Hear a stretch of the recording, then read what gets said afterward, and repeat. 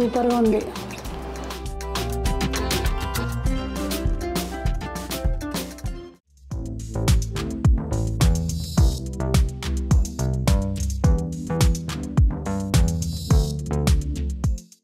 పెద్దలందరికీ నమస్తే, పిల్లలందరికీ హాయ్. ఎలా ఉన్నారండి? అందరూ బాగున్నారా? మేము చాలా బాగున్నాం, మీరు కూడా చాలా చాలా బాగున్నారని ఆశిస్తున్నాను. ఈరోజు వీడియో ఏంటంటే మంచిగా చపాతీలోకైనా, అన్నంలోకైనా, జొన్న రొట్టెలకైనా, దేనికైనా సెట్ అయ్యే ఆలూ కుర్మా ఈరోజు. దాంతోపాటు చపాతీ సాఫ్ట్గా రావాలంటే ఏం చేయాలనేది చిన్న చిన్న టిప్స్ తోటి ఇవాళ వీడియో అండి. నేను Sunitha, welcome to the Telugu housewife. ముందైతే మనం కర్రీ చేసేసుకుందాము, తర్వాత పిండి కలుపుకుందాము. టైం ఉంది కనుక నాకు, లేదంటే ముందు పిండి కలిపి పెట్టుకుని కూర అయినా వేసుకోవచ్చు అట్లా. ఇదిగోండి, ముందే చక్కగా మనం ఇట్లా ఉల్లిపాయలు అవన్నీ కూడా పొడవుగా కట్ చేసుకుని, ఇక్కడ ఒక 2 ఉల్లిపాయలు పొడవుగా కట్ చేసి పెట్టుకున్నాను. ఒక 4 పచ్చిమిర్చి, కరివేపాకు, టమాటో ఆప్షనల్ అండి. ఒకటే టమాటో తీసుకున్నాను నేను, పెద్దది. మీకు వద్దనుకుంటే స్కిప్ చేయొచ్చు. కొంచెం పులుపు ఇష్టపడే వాళ్ళకి ఉంచుకోండి. కుర్మా కొంచెం పుల్లగా బాగుంటుంది. మీకు అట్లా నచ్చుద్ది అనుకుంటే టమాటా వేయండి. కమ్మగా ఇష్టమైతే కనుక టమాటా స్కిప్ చేయండి. బిర్యానీ దినుసులు అన్నమాట, లవంగం, యాలక, దాల్చిన చెక్క, ఇవన్నీ. కొంచెం ఆయిల్ వేడకంగానే పప్పులో ఏం అవసరం లేదు. ఇక్కడ మీకు అవన్నీ కనిపిస్తున్నట్లేవు.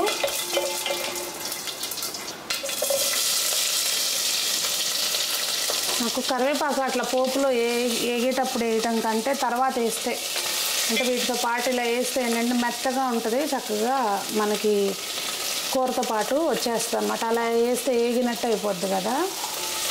గరం మసాలా దినుసులన్నీ వేసుకున్నాక ఇంకా బిర్యానీ మసాలా, ఆకు, లవంగా, చెక్క, ఇంకా మొత్తం అన్నీ వేసిన తర్వాత అప్పుడు ఉల్లిపాయ, కట్ చేసిన ఉల్లిపాయ అంతా వేసుకుని కొంచెం పసుపు వేసేస్తే, ఇవి కొంచెం ఆయిల్ తక్కువ వేసానండి నేను, చూస్తున్నారు కదా. 1.5 టేబుల్ స్పూన్ వేసాను అంతే. మీకు ఇక్కడ ఉల్లిపాయలో చూస్తుంటేనే అర్థం అవుద్ది. సో నెమ్మదిగా ఎప్పుడు కూడా ఒకటండి గుర్తుపెట్టుకోండి, బ్రాస్లో వంట చేస్తున్నాము అంటే పూర్తిగా ఫ్లేమ్ అనేది ఎప్పుడు లోనే ఉండాలి కంపల్సరీ. అది మనకి వేడి ఎక్కువ తీసుకుంటుంది. ఒకవేళ ఎక్కువ ఫ్లేమ్ పెట్టారంటే మాడిపోతాయి అన్నమాట.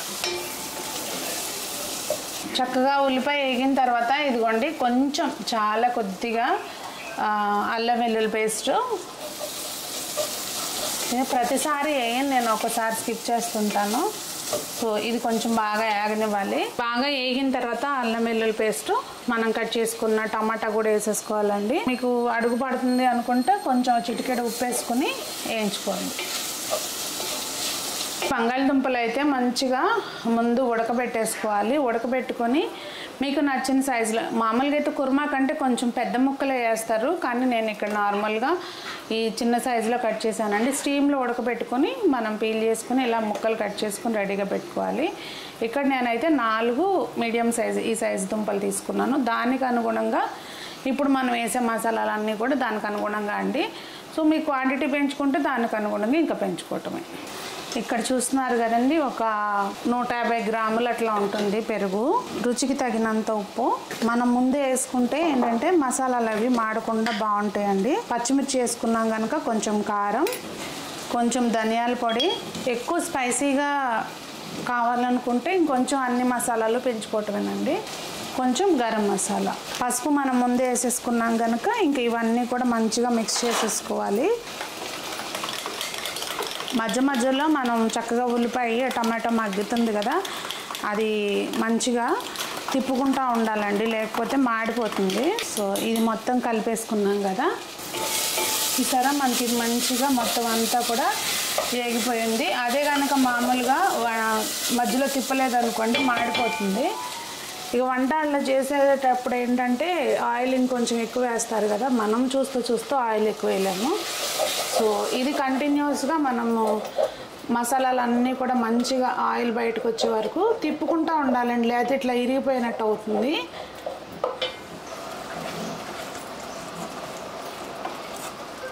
చూసారా, మనం ఇట్లా కలుపుకుంటూ ఉంటే ఏంటంటే అట్లా మరి ఇరిగిపోయినట్టు అవ్వకుండా ఉంటుందన్నమాట.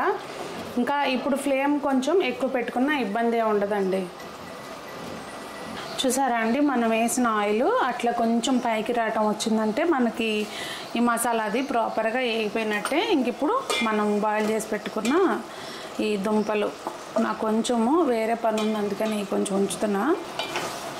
సో ఇందులోకి కరెక్ట్గా ఒక 1 మినిట్ పాటు ఇలాగే ముందు చక్కగా ముక్కలన్నిటికీ మసాలా పట్టేలాగా 1 నుంచి 2 నిమిషాల పాటు ఇలాగే వేయించాలండి, బాగా మంచిగా కలుపుకుంటూ.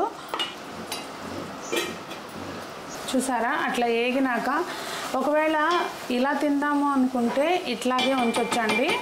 లేదు మన గ్రేవీ కావాలి అనుకుంటే ఎంత అవసరమో అంత మన అవసరం మేరకు వాటర్ పోసుకోవాలన్నమాట. ఈ 2 పద్ధతులుగా చేసుకోవచ్చు. ముందు మసాలాలన్నీ వేసుకుని వేయించుకున్నాక లాస్ట్లో పెరిగేసుకుని అలా కుక్కర్లో అనుకోండి 1 విజిల్ రానివ్వచ్చు. లేదు అంటే ఇట్లా 2 ప్రాసెస్లుగా చేస్తాను నేను, 2 రకాలుగా చేస్తాను. సో ఇవాళ ఇలా చేస్తున్నాను కనుక ఇలా చూపిస్తున్నాను అనమాట. అదే సో మనం నీళ్ళు పోసినాక బాయిల్ స్టార్ట్ అయినాక 3 to 4 మినిట్స్ మంచిగానే ఉడకనివ్వాలండి. మళ్ళీ మనకు ఆయిల్ వేసిందంతా పైకి వచ్చేస్తుంది. ఇక్కడ ఇష్టం ఉన్న వాళ్ళు కొత్తిమీర, పుదీనా అన్నీ వేసేసుకుని చక్కగా మూత పెట్టేస్తే మంచిగా అయిపోతుంది అన్నమాట. అది సంగతి.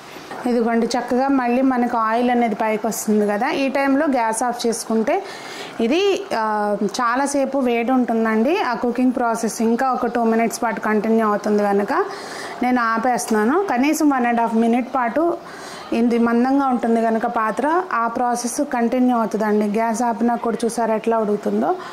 సో అందుకని చెప్పి గ్యాస్ ఆఫ్ చేసాను, ఆపేసి మూత పెట్టేసుకుంటే సెట్ అయిపోతుంది. పిండి కలుపుకుందాం. ఇంకా ఇక్కడ ఏంటంటే ఈవినింగ్ పుల్కాలకు కూడా సరిపడా ఇప్పుడే కలిపేస్తున్నానండి. ఏమి వేయకపోయినా చపాతీలు మనం కలిపే పిండిని బట్టి సాఫ్ట్గా వస్తాయి. కాకపోతే ఏంటంటే కొంచెం చేసి పెట్టుకుని ఎక్స్ట్రా చేసి పెట్టినా కానీ సాఫ్ట్గా ఉండాలంటే ఇక్కడ చూస్తున్నారు కదా, నేను కలిపేవి పాలు సగం నీళ్ళు సగం తీసుకుని పిండి కలుపుతాను అనమాట, ఎంత పడితే అంత.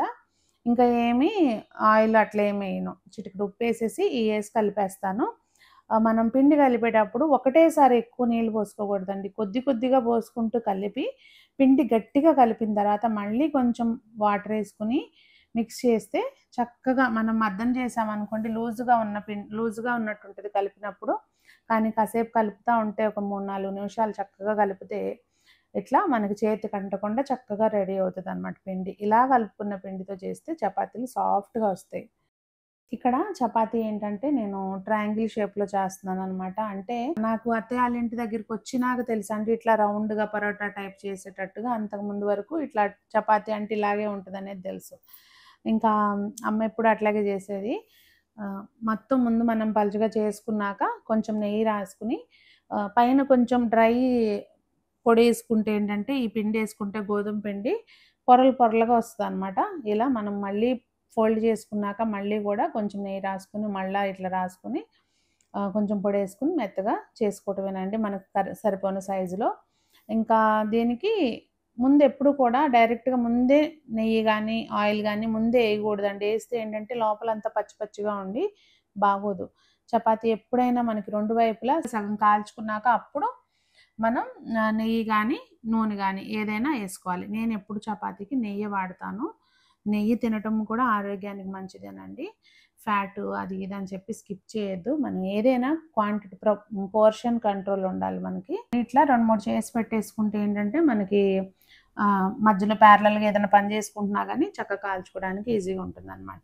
చక్కగా ఇలా 2 చపాతీలు పెట్టుకుని ఒక బౌల్ కూర పెట్టుకుని తింటే ఇంకా మళ్ళీ మార్నింగ్ తిన్నాము అంటే అసలు ఆకలి అన్న మాట ఉండదు అనమాట. బయట ఏ 3-4 అయినా కానీ ఇబ్బంది ఉండదు, హ్యాపీగా హెల్తీగా తినొచ్చు.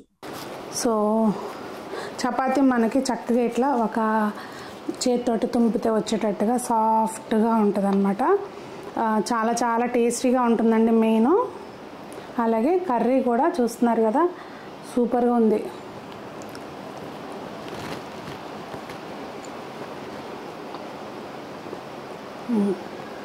మనం వేసింది కొంచెం స్పైసెస్ అయినా కానీ స్టార్టింగ్లో వేసాం కదండి ఆయిల్లో, ఆ ఫ్లేవర్స్ ఏంటంటే బాగా దిగుతాయి అన్నమాట మనం కడి మసాలా వేసుకుంటే కనుక. సో ఈ రోజుకి వీడియో ఇదేనండి. మీకు ఇష్టమైన ఆలు కుర్మా. మనము ఇట్లా ట్రయాంగిల్ షేప్ చపాతీలు చేసుకున్నాం కదండి, ఇట్లా లేయర్స్గా వస్తుంది. కొంచెం ఇట్లా లేపితే పాకెట్ లాగా వస్తుంది. సో చిన్నపిల్లలు అప్పుడు మీరు ఎంతమంది ఆ పాకెట్ లోపలికి కొంచెం అలా పంచదార జల్లు వేసుకుని రోల్ చేసుకుని తిన్నారు కామెంట్ చేయండి. నాకైతే అసలు చపాతీ పంచదార కాంబినేషన్ హైలైట్. మీలో ఎంతమంది నాలాగా ఉన్నారు అనేది కామెంట్ చేయండి. మరి ఈ రోజుకి వీడియో అయితేనండి, మీరు కూడా ట్రై చేసి, లేదు మీరు ఇంకా వేరే పద్ధతులు ఏదైనా చేస్తే కనుక నాకు తప్పకుండా కామెంట్స్లో చెప్పండి. మరి అందరూ బాగుండాలి, అందులో మనం ఉండాలి, ఇలా మనకు నచ్చిన వంటలు తినే జీవితాన్ని ఆనందంగా ఆస్వాదించాలని కోరుకుంటూ మీ సునీత.